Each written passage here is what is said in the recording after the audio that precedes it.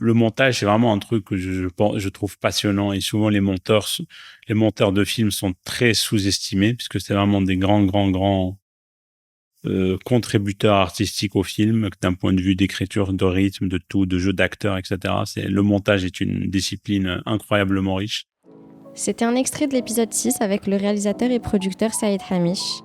Ça faisait un moment que je voulais recevoir un monteur ou une monteuse sur le podcast, et c'est donc avec joie que je vous propose une conversation avec Denis Leborgne, qui a notamment monté le film Interdit aux chiens et aux Italiens que j'ai particulièrement aimé. Dans cet épisode, il nous parle de son parcours, des premiers films sur lesquels il a travaillé en tant qu'assistant monteur puis monteur, de son rapport à la narration, de l'intelligence artificielle en montage, et puis il donne aussi des conseils pour les personnes qui aimeraient en faire leur métier. J'espère que la conversation vous plaira.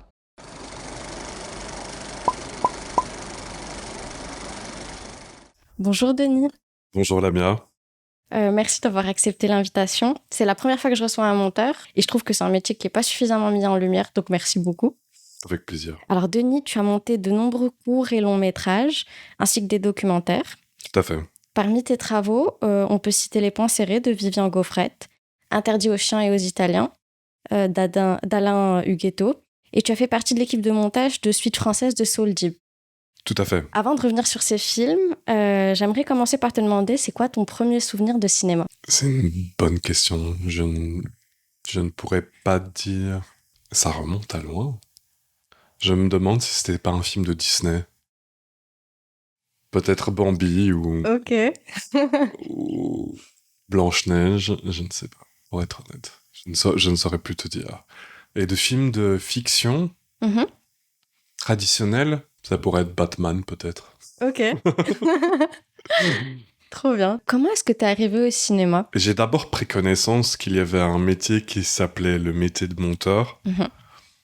Et cette prise de connaissance, elle est venue effectivement après s'être intéressé au cinéma. Ce qui s'est passé relativement tard dans mon adolescence, j'étais curieux de séances hebdomadaires dans le cinéma de quartier de mon village d'enfance, où la séance était moins chère que d'habitude. Le ticket coûtait 3 €, c'était des vieilles bobines de 35 mm de films qui étaient déjà passés de nombreuses fois durant l'année écoulée, que le patron de la salle de cinéma repassait juste les jeudis pour 3 €. Et ce qui m'intéressait, c'était que c'était sa vision, c'était son point de vue. Il sélectionnait les films que son public allait regarder, en choisissant les films qui lui plaisaient, les films qui avaient eu des bonnes critiques, les films qui avaient gagné des prix en festival et tout ça. Et donc j'ai commencé à suivre de semaine en semaine, de mois en mois, son programme, où il y avait des films très intéressants qui venaient du monde entier, dans toutes les langues. Et là, je me suis rendu compte que le cinéma était un moyen d'expression qui m'intéressait fortement. Super. Donc dans un petit village en Belgique. Exactement. Qu'est-ce qui t'a attiré dans le montage ? Je pense que c'est la combinaison de différents facteurs. C'est-à-dire que en montage, tout comme en réalisation, on raconte des histoires. Mais on le fait à travers un outil technique qui est une machine de montage, un logiciel de montage. Mais ça connecte plein de domaines que j'apprécie beaucoup. Le son, la musique, l'image, l'esthétique, le rythme, la psychologie des personnages, le style visuel de façon générale. Voilà, il y a vraiment différents aspects, différentes couches au métier de montage qui en fait sont toutes des couches qui me plaisent. Et par-dessus ça, on peut aussi rajouter la technique. Oui. Peut-être qu'aujourd'hui, ça m'intéresse un petit peu moins que les autres aspects, mais à la base, ça m'intéressait aussi beaucoup. Donc c'était vraiment la combinaison de ces différents facteurs. Et comme je suis aussi quelqu'un qui, à la base, est très patient et qui aime beaucoup aussi écouter, et en tant que monteur, on a besoin d'écouter les réalisateurs, les réalisatrices, afin de pouvoir faire naître, aider à faire naître leur projet. Film, oui. Leur projet de film. Du coup, je crois que c'était vraiment un métier parfait pour moi. Est-ce que tu te souviens de ton premier projet professionnel en tant que monteur? Le tout premier film professionnel sur lequel j'ai travaillé s'appelle L'Envahisseur. Ok. The Invader, en anglais, de Nicolas Provost. Et le monteur, c'était Nico Lennon, qui est un monteur très connu en Belgique. Super. Et il a accepté que je devienne son stagiaire assistant monteur sur toute la durée du film. Et c'était à la toute fin de mes études à l'IAD en Belgique, qui est une école de cinéma. Et j'ai eu la chance de pouvoir suivre quelque part Nico Lennon. À la fois, j'ai exécuté des tâches techniques, organisationnelles pour l'assister dans le processus de montage, mais aussi Nico Lennon, étant quelqu'un de très généreux, avait le souhait que j'apprenne véritablement quelque chose au-delà de la technique, au-delà de l'organisation d'un projet. Oui. Et donc, il m'a invité à plusieurs séances de projection du montage qui s'est écoulé sur à peu près 6 mois. Et j'ai eu la possibilité de voir comment est-ce qu'un monteur, un réalisateur, un producteur font évoluer la structure d'un film en cours de montage, quelles intentions stylistiques, narratives, émotionnelles ils insufflent dans le montage, avec quels outils. Et ça m'a beaucoup appris. De voir un monteur, mais aussi un réalisateur et aussi un producteur à l'œuvre. Quelle est leur attitude, quelles sont leurs motivations, quelles sont les problématiques, quels sont leurs doutes aussi. Oui. C'est très important de voir aussi les doutes et comment est-ce qu'ils agissent par rapport à leurs doutes dans le montage d'un film. Voilà. Oui, surtout que c'est une réécriture en fait du film. Donc, le monteur est un associé hyper important. Tout à fait.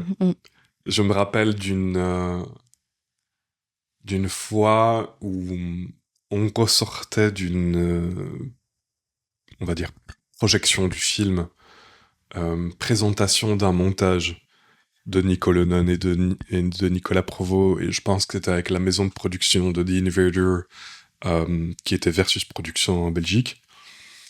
Et Nico Lennon vient vers moi et il me dit « Mais Denis, je pense que on va définitivement abandonner la version du scénario, la structure du scénario, ça ne marche pas. » C'est-à-dire que Nico Lennon avait peut-être pour la dernière fois essayé tant bien que mal de faire fonctionner la structure narrative qui était celle du scénario.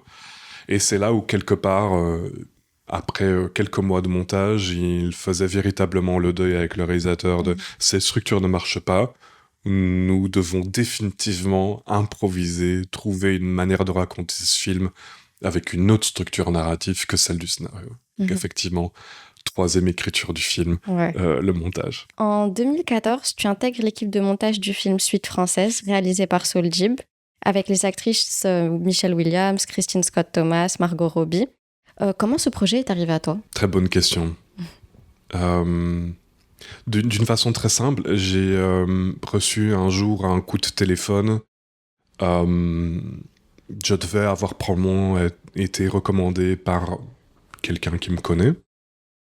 Je pense que la production avait effectivement reçu toute une série de recommandations d'assistants monteurs et d'assistantes monteuses, et j'étais dans cette liste.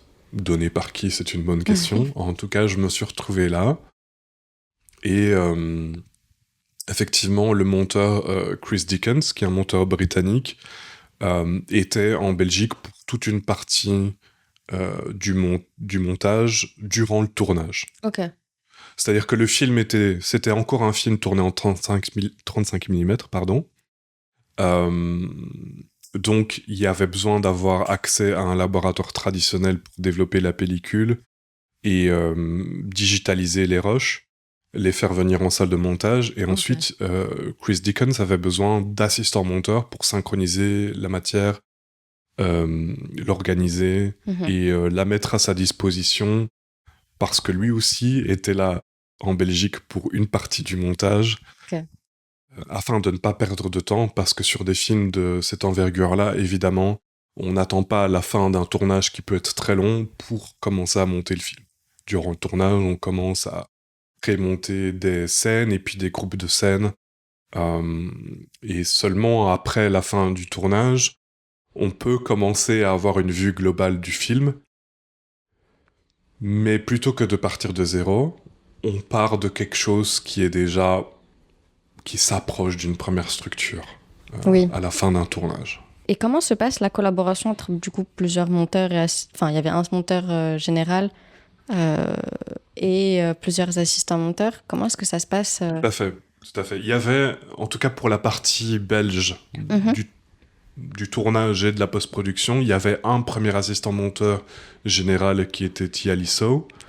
Et puis il y a eu 2 seconds assistants monteurs, moi et un autre assistant monteur à l'époque. Ça fonctionne de manière hiérarchique tout à fait classique. C'est-à-dire, le monteur explique ce dont il a besoin pour que son montage se passe bien et pour que tout ce dont il a besoin soit préparé en temps et en heure. Et ensuite, il y a un premier assistant monteur qui lui-même va être en charge de cette masse de travail-là, mais qui lui-même va certainement être débordé par toute la masse de travail qui lui est donnée par le monteur et qui lui-même va déléguer certaines tâches à un second assistant monteur. Voilà. Et ça, c'est quelque chose qui est très fréquent dans le monde anglo-saxon, que ce soit aux États-Unis ou en Grande-Bretagne. En Belgique, en France, c'est plus rare. Je ne dirais pas que ça n'arrive jamais. En Belgique, c'est rarissime. En France, c'est relativement rare, mais ça peut arriver qu'il y ait des seconds assistants monteurs. En tout cas, c'est vrai que pour moi, en tant que Belge, c'est pas une pratique à laquelle tu étais habitué de travailler main dans la main avec un autre assistant monteur, avec un monteur, et finalement sous forme de trio de montage quelque part. Sur un projet de cette envergure-là, est-ce qu'il y a quand même moyen d'apporter sa patte ou une touche, ou enfin, comme tu disais tout à l'heure, de proposer des vraies coupes structurelles Pour le monteur, oui.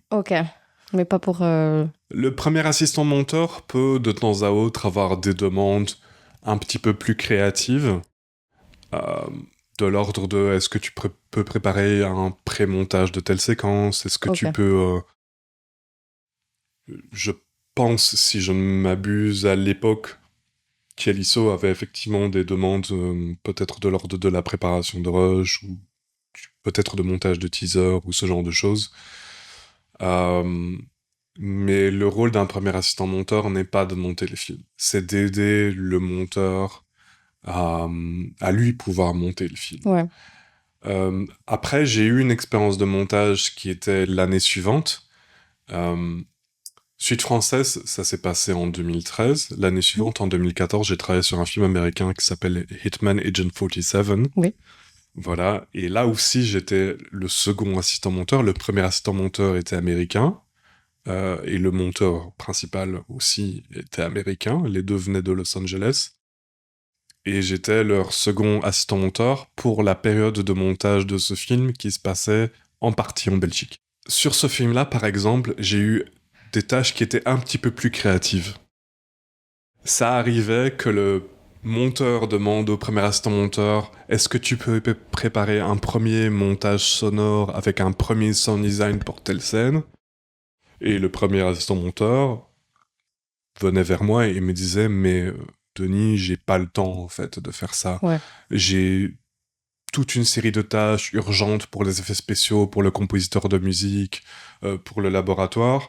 Est-ce que tu peux regarder dans des banques de sons et me préparer un premier montage sonore de cette scène d'action où il y a des gens qui sautent depuis le ciel sur une voiture et qui agrippent une Audi qui fait des tourniquets en plein dans Singapour. Bien sûr, avec plaisir. Voilà.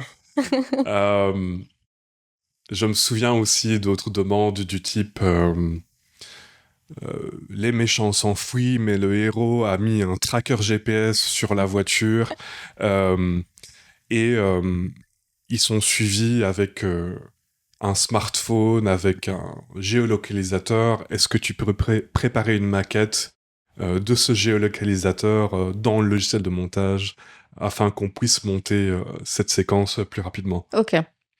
C'est un autre exemple de tâche un petit peu plus créative qu'on peut potentiellement donner à un assistant monteur. En tout cas, sur Hitman Agent 47, j'avais plus de demandes de ce type-là. Sur suite française, aucune. J'ai vu aussi, enfin ça m'est apparu parce que j'ai revu le film Suite française pour préparer le podcast, que c'était un film produit par The Weinstein Company, donc avant MeToo. Et je me suis dit, ouais, ça a dû te faire un choc de voir ça a posteriori. Enfin, je sais pas si t'étais au courant, toi. Par rapport à l'affaire Weinstein Si, tout à fait. C'est... Quand cette affaire s'est déclarée, alors moi, je connaissais absolument rien. Bien sûr, j'avais vu le nom des frères Weinstein et leur maison de production au pluriel. Tous les films incroyables qu'ils ont produits. Mais pour moi, que ce soit eux ou d'autres producteurs américains, je ne m'étais jamais intéressé aux personnes en tant que telles et ce qu'elles font et les valeurs qu'elles portent finalement. Ce sont des grands producteurs, point à la ligne, voilà. Je regardais cette réalité-là, si tu veux, comme moi, petit monteur belge dans un petit pays d'Europe du Nord. Et je regarde, si tu veux, toujours le cinéma américain comme quelque chose d'énorme, et ces producteurs-là qui produisent des dizaines de films, tu vois, c'est un univers qui ne ressemble pas du tout au monde de la production en Belgique. Par contre, oui, j'étais tout à fait au courant que The Weinstein Company était en production sur le film Suite française, et effectivement, quand il y a eu l'affaire MeToo, je me suis dit, mais j'ai travaillé sur un film qu'ils ont produit, mais qu'est-ce que c'est que cette histoire Mais c'est plus pour moi de l'ordre de l'anecdote. C'est pas quelque chose qui me fait mal ou j'ai aucun regret par rapport à ça parce que j'étais totalement déconnecté de toute façon de ces personnes-là. J'ai pas eu affaire à eux, je les ai jamais rencontrés. J'ai surtout eu mal pour les victimes, et puis quand on se rend compte de ce qui s'est passé pendant autant d'années, c'est là où ça fait peur. Hyper, enfin oui. En 2022, tu montes le film Interdit aux chiens et aux Italiens. C'est un film d'animation en stop motion qui raconte de manière poétique et personnelle l'histoire de l'immigration italienne en France, à travers le récit familial de son réalisateur, Alain Huguetto. Comment s'est fait votre rencontre avec Alain ? L'aventure a démarré en 2019. Presque 3 à 4 ans avant la sortie du film.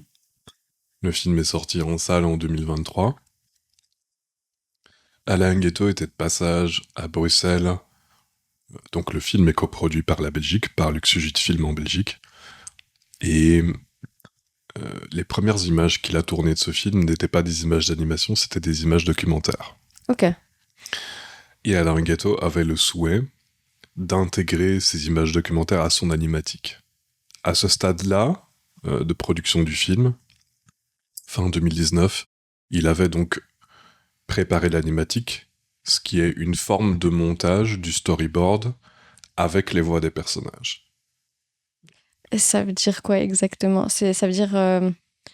c'était des photographies, Donc, en animation, en cinéma d'animation, avant de produire le film, avant de produire les images animées, on réalise ce qu'on appelle une animatique. C'est le storyboard, mais plutôt que d'être dessiné et organisé sous forme de document, il est organisé sous forme de montage avec une durée, et il est accompagné des voix des personnages qui sont montées par rapport à ces planches de dessin. Super.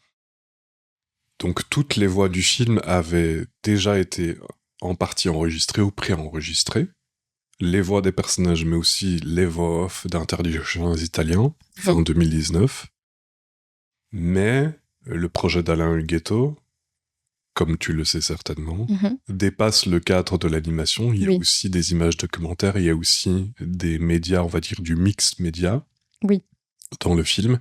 Et Alain Huguetto voulait connaître quel allait être le rapport entre le son et l'image, mais avec les différents types d'images. C'était important pour lui de monter les images documentaires de son film, en tout cas d'en faire un premier montage, avant de partir en production pour l'animation. D'accord. Et donc c'est pour ça qu'il Il était venu probablement à Bruxelles pour d'autres raisons. Mhm. Mais je crois que c'était un petit peu quelque chose de l'ordre d'une pierre deux coups, que la maison de production fasse appel à moi pour faire ce petit montage ensuite intégré dans l'animatique plus globale. Et ça a été notre première rencontre, notre premier contact, Alain Huguetto et moi-même. Ok.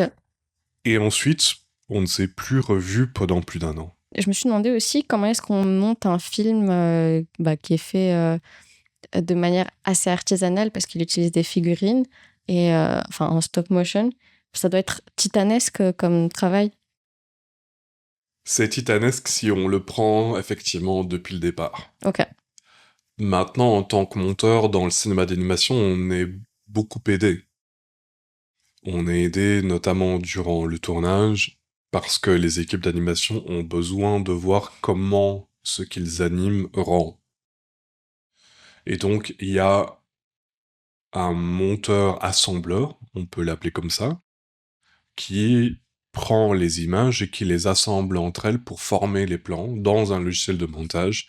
Il ne monte pas le film en tant que tel, mais il assemble les images et il les prémonte en tout cas telles que les animateurs, telles que les équipes d'animation ont prévu qu'elles rendent. Ok. Et donc, le monteur d'un film d'animation prend quelque part ce projet de montage une fois que toutes les images ont été assemblées entre elles. Ce n'est pas encore un montage, c'est un assemblage. Mais un monteur d'animation ne part pas de nulle part. Contrairement à un monteur de fiction ou un monteur de documentaire, qui véritablement doit non seulement tout regarder, mais tout assembler une première fois, afin de pouvoir avoir une vue globale de comment le film va rendre, et ensuite de pouvoir prendre des choix stratégiques par rapport à la narration.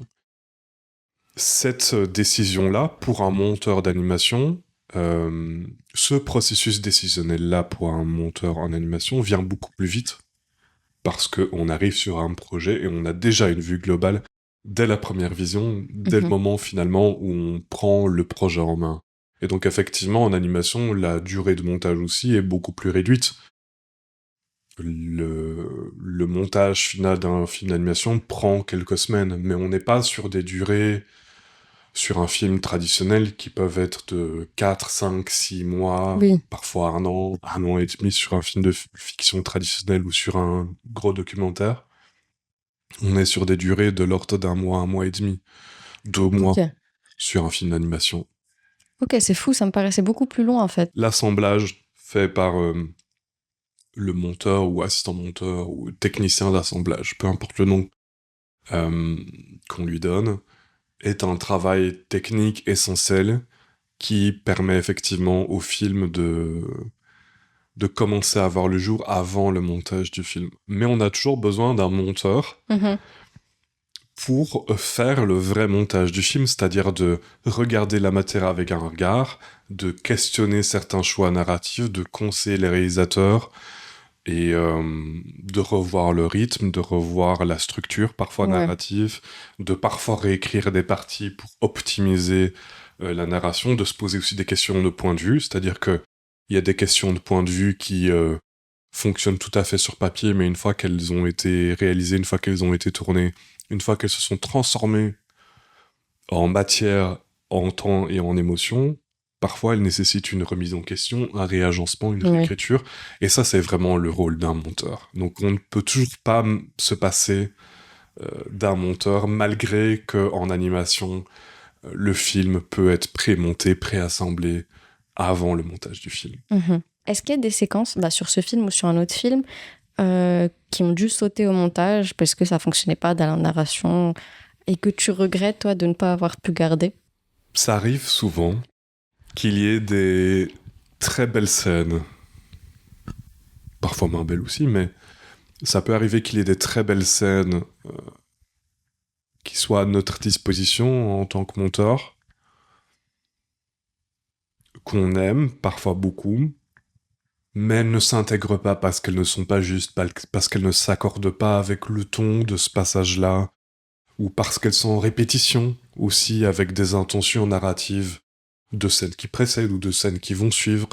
Et donc, parfois, on doit prendre effectivement la décision pour le bien du film, de façon globale, de se passer d'une scène ou d'une partie de scène.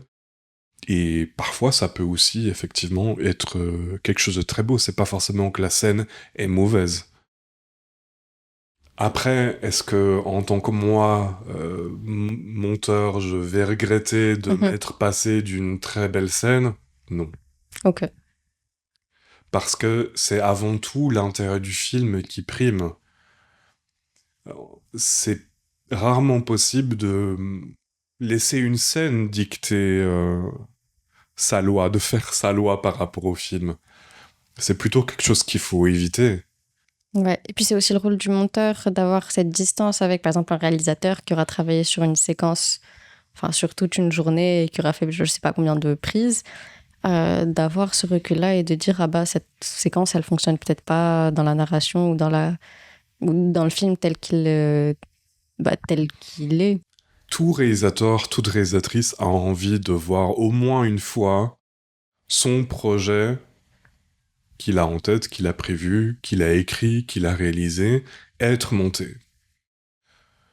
Donc, un monteur, une monteuse peut rarement brûler toutes les étapes et dire « cette séquence-là ne marche pas, je ne vais pas la monter, je ne vais pas la mettre dans ce film, je vais me battre contre le réalisateur pour lui dire « non, il ne faut pas monter cette séquence, ça ne va pas sa place dans le film ». Ça, si vous faites ça d'emblée, d'entrée de jeu avec un réalisateur ou une réalisatrice, vous allez vous faire des ennemis. Il faut faire le jeu du scénario, le jeu du réalisateur, le jeu de la réalisatrice, et monter toutes les scènes de la meilleure façon possible. Tout en gardant à l'esprit que peut-être, effectivement, certaines scènes n'ont pas toute leur place. Elles n'auront peut-être pas toute leur place dans la structure définitive du film, dans le montage définitif du film. C'est quelque chose qu'il faut toujours garder quelque part dans sa tête. Et quel sera le moment opportun pour mettre ce sujet sur la table? Parfois même, il vient par d'autres personnes. Parfois, il faut en passer par une vision. Et que... Vous savez, il y a aussi ce rôle du good cop, bad cop. Ouais. C'est-à-dire, le monteur, parfois je joue le bad cop, mais souvent je joue le good cop. Et la vérité ne sort parfois pas de la bouche d'un monteur, parfois elle va sortir de la bouche d'un producteur. Et parfois, si cette parole-là n'existe pas, mais qu'on est vraiment convaincu que le film serait plus léger, ou plus efficace, ou plus fort, sans une scène, ou sans une partie de scène, ou sans une série de scènes. Parfois, il y a plusieurs scènes à supprimer dans un film pour que le film marche véritablement. Parfois, un film rame et est trop lent parce que, en fait, d'un point de vue de l'écriture, on répète pendant plusieurs scènes une intention et plutôt que d'apporter quelque chose de plus, au contraire, ça ralentit le film. Oui. Ça, c'est très difficile de s'en rendre compte avant le montage du film. Ouais. Et donc, effectivement, quand cette parole-là n'existe pas au niveau de la production, le monteur doit rentrer un petit peu dans l'arène. Et ensuite, il y a vraiment des rapports psychologiques assez particuliers qui se jouent selon la personnalité du réalisateur ou de la réalisatrice. C'est-à-dire la façon d'exprimer la problématique, le problème, et à quel moment. On prend rarement la même attitude en tant que monteur ou en tant que monteuse, justement pour exprimer cette situation-là. Et c'est vrai que les réactions sont aussi souvent imprévisibles. Il peut y avoir aussi beaucoup de drama. Ah, ok. Quand on monte un film et quand on exprime cette réalité-là, parce que effectivement, ça peut être quelque chose viscéral, ça peut être quelque chose véritablement qui fait mal au réalisateur ou à la réalisatrice de devoir sacrifier une séquence qui leur est si chère. Ouais. Je me souviens du montage d'un film il y a quelques années avec un duo de réalisateurs où il a fallu... J'ai eu besoin quelque part de convaincre l'un des deux réalisateurs, même les deux réalisateurs en fait, avec l'aide du producteur, qu'il lâche le montage et qu'il me laisse monter pendant quelques jours pour que je puisse leur proposer une nouvelle structure et surtout sans leur dire ce que j'allais faire. Oui. Alors ça, c'était oulala là là. Ça a été mal pris. Dans un premier temps, oui. Après, ça a été compris. Parfois, il faut un petit peu laisser les choses décanter. Pour en revenir encore à Interdit aux chiens et aux Italiens, ça devait être aussi un peu drôle, enfin assez drôle et ludique de travailler avec ces figurines, enfin même au montage. Est-ce que tu as des anecdotes marrantes liées à ce processus de création? Alain Ghetto, pour en venir vraiment aux figurines en tant que telles, est venu avec sa figurine en salle de montage. Ok. Donc, moi qui fais rarement des photos en salle de montage où je me mets en scène, où je prends des poses et tout ça, je fais très rarement des selfies. C'est rare de pouvoir voir ma tête sur des selfies, sur les réseaux sociaux et tout ça. Là, tout d'un coup, je me suis dit, mais alors ça vaut la photo. Tu vois. C'est-à-dire que Alain Gâteau a pris les figurines et les a assises sur la table de montage. Ok. Et on a fait des photos avec leur tête sur grand écran, sur une gigantesque télévision. Et donc ça, tout d'un coup, c'était les personnages qui ont été filmés sont passés à travers l'écran et sont là assis face à moi sur la table de montage, mais avec leur véritable taille, qui est une petite taille. Donc, grande importance, mais petite taille.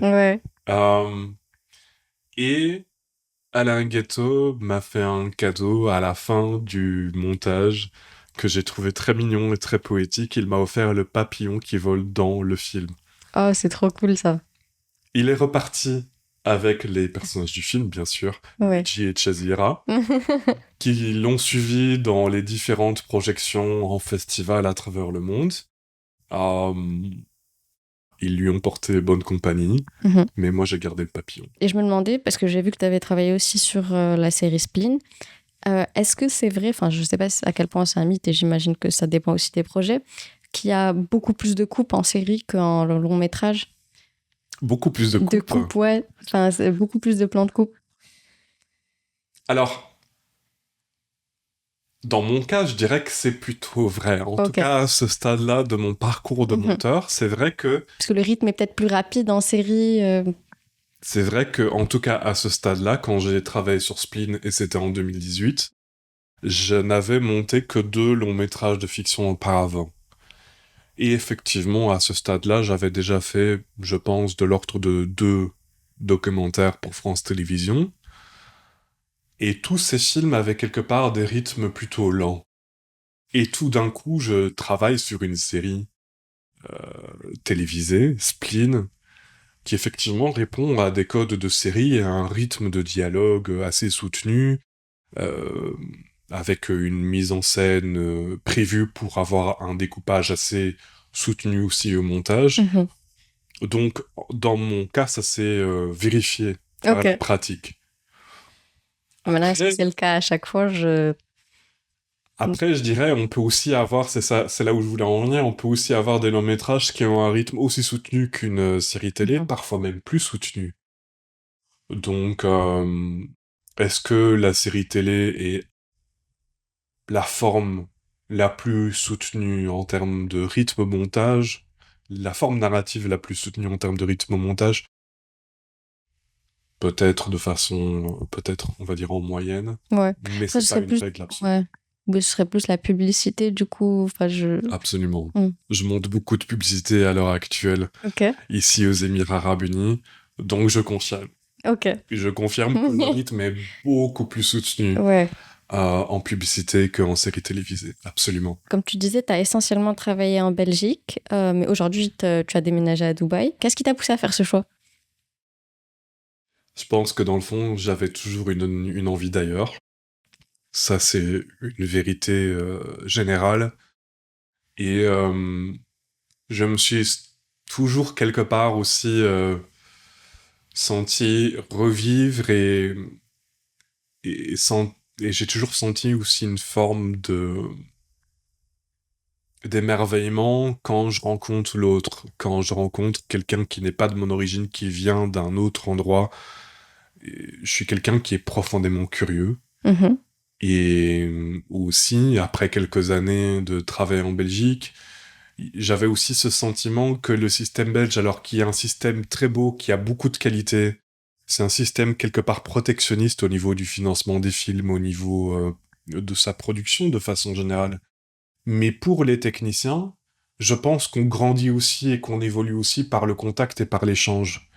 Et quelque part, travailler au sein d'un système qui veut vous protéger et qui veut vous garder dans cette bulle où il faut travailler en Belgique, où il faut même parfois travailler dans une région bien précise, est-ce que véritablement c'est rendre service à toutes les personnes qui composent ce système? Pas forcément.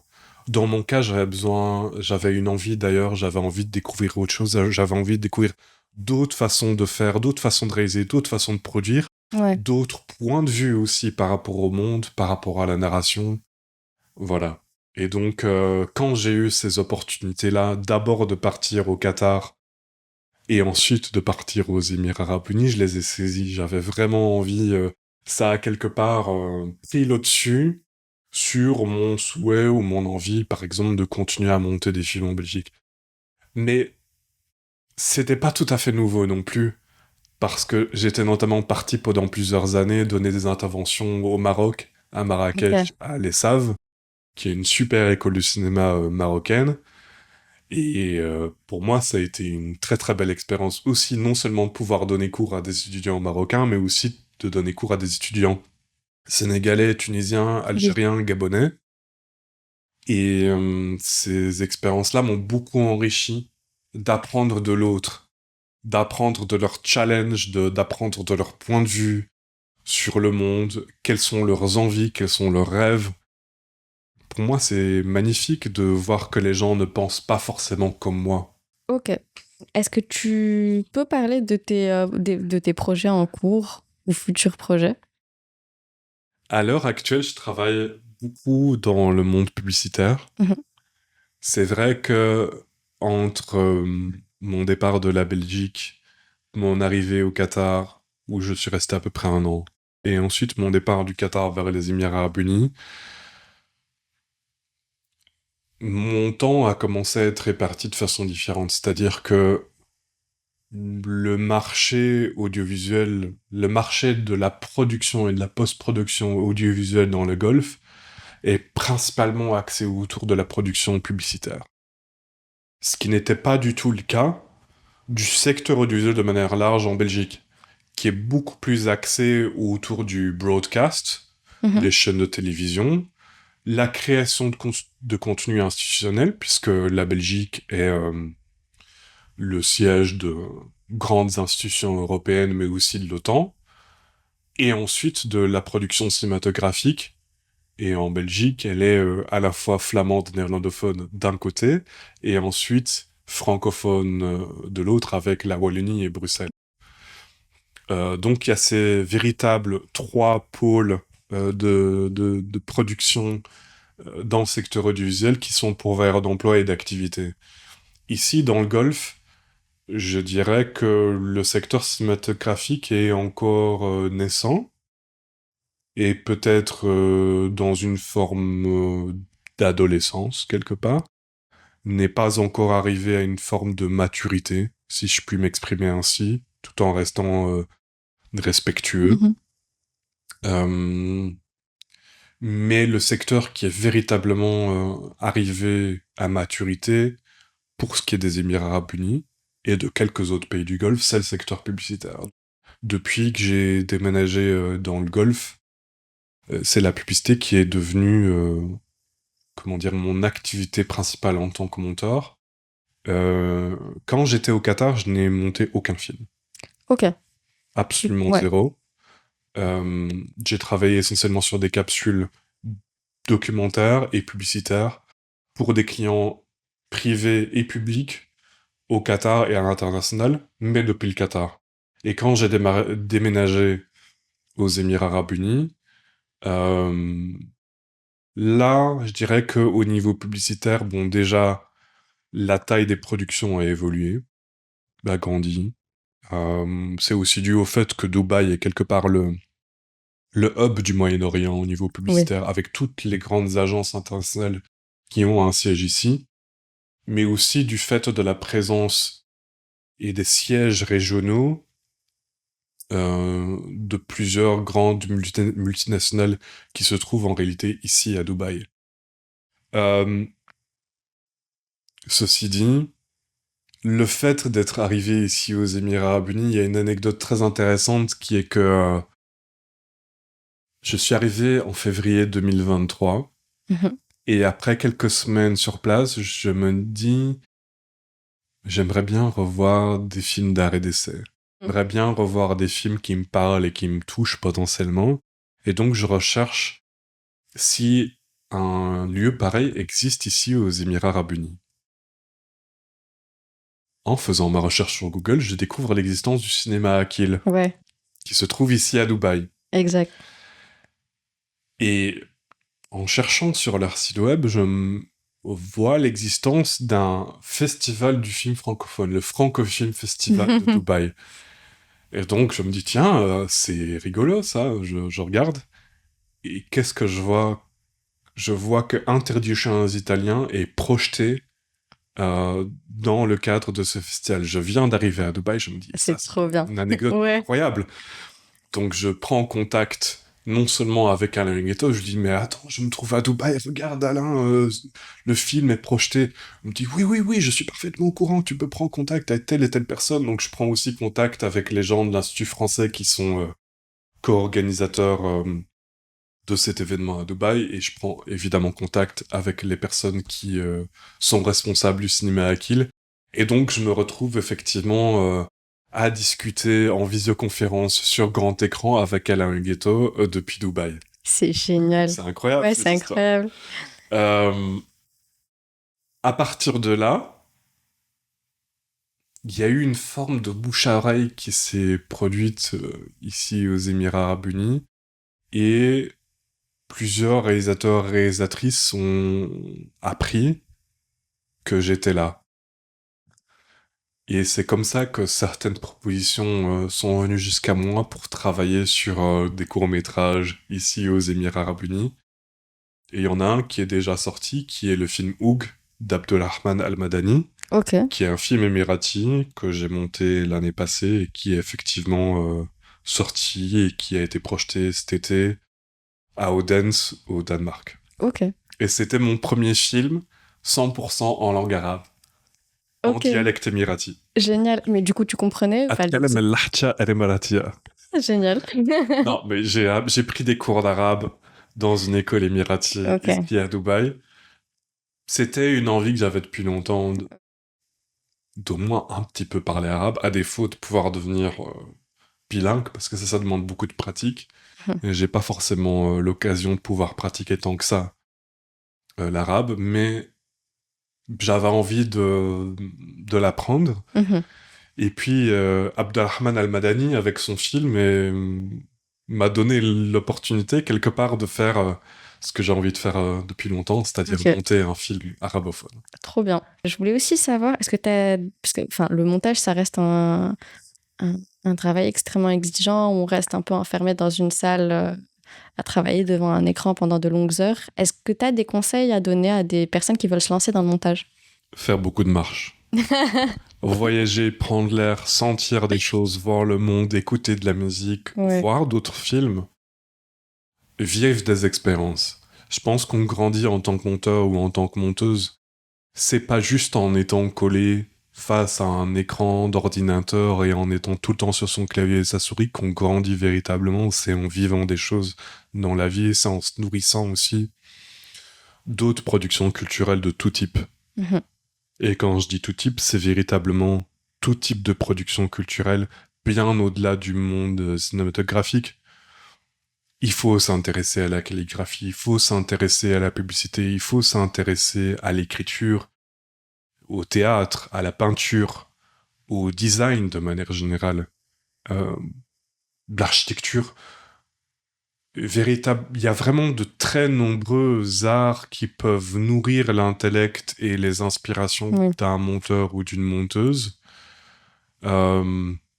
Parce qu'aussi, c'est important, quand on travaille avec des réalisateurs, des réalisatrices, leur background n'est pas toujours aussi uniquement le monde du cinéma, et ils ont parfois l'envie de combiner des inspirations de différentes disciplines et de différents arts.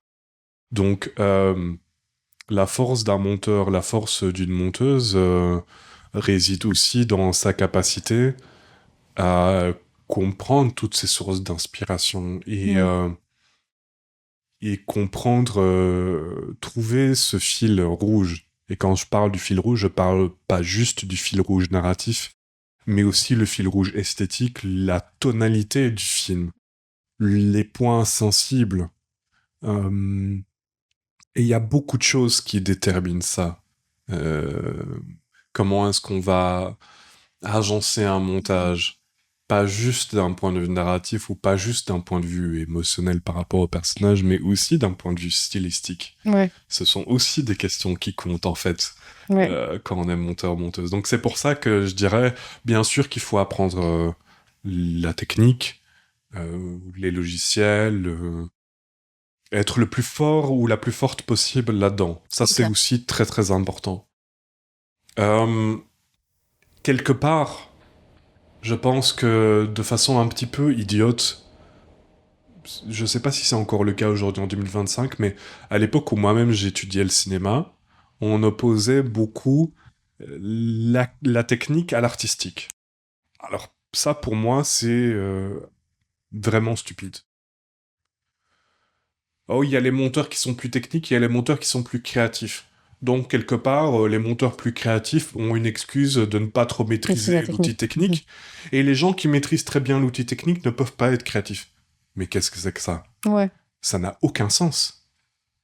Aucun sens. Pour être fort en tant que monteur ou en tant que monteuse, et évidemment qu'il faut être à l'aise avec l'outil technique. Au plus vous êtes à l'aise avec l'outil technique, au moins vous allez être ennuyé par les problèmes techniques. Et les problèmes techniques, vous allez en rencontrer si vous faites du montage. Des questions techniques, des questions de workflow, c'est constant, c'est sur tous les projets. Après, je me dis, avec l'intelligence artificielle, ces problèmes techniques-là, ils sont un peu moins... Alors, la question de l'intelligence artificielle, c'est un paradoxe énorme quand on travaille à haut niveau en tant que monteur ou en tant que monteuse. C'est un paradoxe énorme, l'intelligence artificielle, vraiment. Parce que, en ce qui me concerne, ça fait plus de 2 ans que des gens venus de toutes parts, venus de différents milieux, me disent « Attention, tu vas être remplacé par des robots. » Je pense pas. Mais c'est vrai qu'aujourd'hui, il existe des outils qui vont vous permettre de faire du montage de façon automatisée et vous envoyer quelques plans dans un logiciel qui va créer son propre ordre de montage avec son rythme et ses effets sonores et tout ça. Voilà, pourquoi pas. Et j'imagine qu'on va avoir certainement bientôt des fonctions de montage assisté qui vont nous permettre de faire certains types d'assemblages dans des logiciels de montage. Mais la réalité, à haut niveau, du métier de monteur ou de monteuse, c'est que notre métier n'arrête pas de se complexifier. Au sein des outils de montage, les développeurs ne nous retirent pas des fonctions de montage, ils ne font qu'en rajouter. Au niveau du marché des caméras disponibles pour tourner des films, des clips musicaux, des publicités, le nombre de caméras n'arrête pas de grandir. Au niveau des techniques pour travailler le son, les techniques n'arrêtent pas d'évoluer, de se complexifier. Donc, en réalité, il faut être toujours plus alerte et il faut toujours plus étudier pour non seulement rester à jour d'un point de vue technique, mais pouvoir continuer à évoluer en tant que monteur ou en tant que monteuse. Et au contraire, l'intelligence artificielle aujourd'hui est un outil de plus à maîtriser et auquel s'intéresser. Et il n'y a pas une intelligence artificielle. Il y a des outils qui assistent les monteurs et les monteuses dans leur pratique du montage traditionnel, au sein des logiciels traditionnels. Et ensuite, il y a ce qu'on appelle l'intelligence artificielle générative, qu'il s'agisse des moteurs qui vont vous permettre d'écrire du texte comme ChatGPT, ou Gemini, ou DeepSeek. Et puis, vous avez aussi des moteurs qui vont vous permettre de générer des images ou des vidéos. Ouais. Voire même d'agir sur des effets spéciaux. Et donc, aujourd'hui, les possibilités sont décuplées pour les monteurs et les monteuses. Donc, l'intelligence artificielle ne simplifie absolument pas les choses à haut niveau. D'accord. L'idée que, à terme, l'intelligence artificielle va simplifier les choses au point de pouvoir remplacer des monteurs et des monteuses, je n'exclus pas cette possibilité-là. Ok. Je pense que cela va se traduire par une réalité, mais certainement pour les tâches les plus basiques, je pense, pendant un certain temps. On arrive à la fin de l'épisode. Du coup, je vais te poser une série de questions. Il faudra juste répondre de manière brève, enfin du tac au tac. Du tac au tac ? Ouais. C'est-à-dire par oui ou non ? Pas forcément. Mais... 3 mots. En 2-3 mots, exactement. Je vais essayer. Un film que t'aurais aimé monter ? Le scaphandre et le papillon, de Julian Schnabel. Trop bien. Un réalisateur avec qui tu rêverais de travailler ? Wong Kar-wai. Trop cool. Une expérience marquante dans une salle de cinéma ? La projection d'Interdit des chiens italiens au Festival de Locarno face à 7000 personnes. Ok. Un film qui t'a fait pleurer ? Le scaphandre et le papillon. Un film qui t'a fait rire ? Dickeneck. Ok. Un film qui t'a fait peur ? Final Destination. Ok. Si tu devais citer un film qui t'a changé. Ah, c'est difficile. Ouais. Ou qui a eu un impact. Ouais, je dirais à nouveau le scaphandre et le papillon. Ok, génial. Voilà. Ce sera la recommandation que je mettrai en description du coup. Alors tu peux inviter un réalisateur, un acteur et la personne de ton choix à dîner. Alors ils peuvent être morts ou vivants, c'est vraiment ce que tu veux. Qui est-ce que tu choisis ? Je crois que j'aimerais beaucoup manger avec Martin Scorsese. Trop cool. Et un acteur ? Benoît Poelvoorde. Ok. Benoît Poelvoorde, viens manger avec moi, s'il te plaît. Ok. Donc du coup, dîner avec Benoît Poelvoorde et Martin Scorsese. Trop cool. Tout à fait. Génial. Merci beaucoup, Denis. Merci d'avoir accepté l'invitation. Merci d'avoir suivi cet épisode. On se retrouve bientôt pour un épisode très spécial avec une personne que j'essaie de recevoir depuis très longtemps maintenant. Je vous en dis pas plus. À très vite.